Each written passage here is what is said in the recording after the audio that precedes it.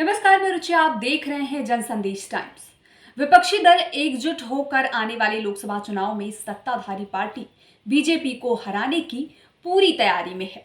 इन दिनों विपक्षी दलों की बैठक जो है वो लगातार जारी है, जिसमें 26 पार्टियों के टॉप लीडर्स ने शिरकत ली है। विपक्षी दलों की बैठक का मकसद जो है वो सिर्फ एक ही है कि कैसे एकजुट होकर 2024 के लोकसभा चुनाव में बीजेपी को हराया जा सकता है। लेकिन ये इतना आसान नहीं है और अभी भी विपक्षी दलों में एकजुटता नहीं देखी जा रही है। अभी भी बहुत से सवाल ऐसे हैं जिसके जवाब विपक्ष को ढूंढने पड़ेंगे। क्या बीजेपी विरोधी विपक्ष दल कांग्रेस का नेतृत्व करेंगे?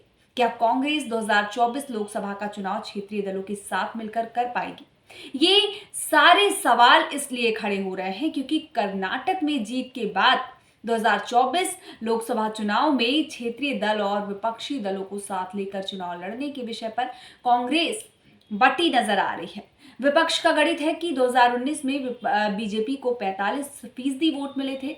पूरा विपक्ष मिलकर 55% वोट अपने पाले में कर लेगा और सरकार बन जाएगी। लेकिन ये इतना सीधा गणित नहीं है।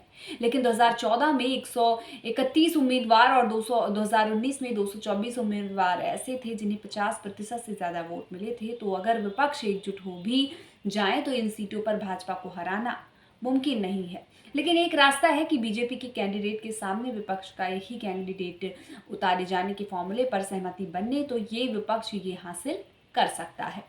इसी ही फॉर्मूले पर पिछले महीने पटना में बैठक हुई और अब बेंगलुरु में विपक्षी पार्टियों की बैठक हो रही है। विपक्षी दलों के लिए सबसे बड़ी चुनौती यूपी, गुजरात, एमपी, राजस्थान है क्योंकि 2019 के लोकसभा चुनाव में बीजेपी ने 21 राज्यों में 224 सीटें 50% से ज्यादा वोटों से जीती थी। 2024 के लोकसभा चुनाव में बीजेपी को हराने के लिए विपक्ष को एक होना पड़ना।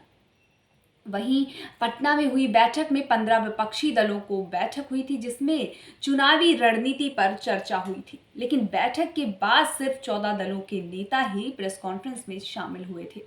पटना में हुई बैठक के बाद आम आदमी पार्टी प्रेस कॉन्फ्रेंस में शामिल नहीं हुई थी। अगर विपक्षी दलों की सहमति नहीं होती है तो बीजेपी को 2024 के लोकसभा चुनाव में इसका काफी फायदा होने वाला है। लेकिन जिस तरह से ये बैठकें जारी हैं, लगातार प्रेस कॉन्फ्रेंस हो रही है, क्या निष्कर्ष निकल कर आता है विपक्षियों का, ये देखना अहम होने वाला है। खैर, इसमें जो भी अपडेट्स निकल कर इसमें आएंगी वो हम आप तक जरूर पहुंचाएंगे। तब तक के लिए आप हमारे साथ बने रहिए और देखते रहिए जनसंदेश टाइम्स और हमारे चैनल को लाइक, सब्सक्राइब और शेयर करना ना भूलें।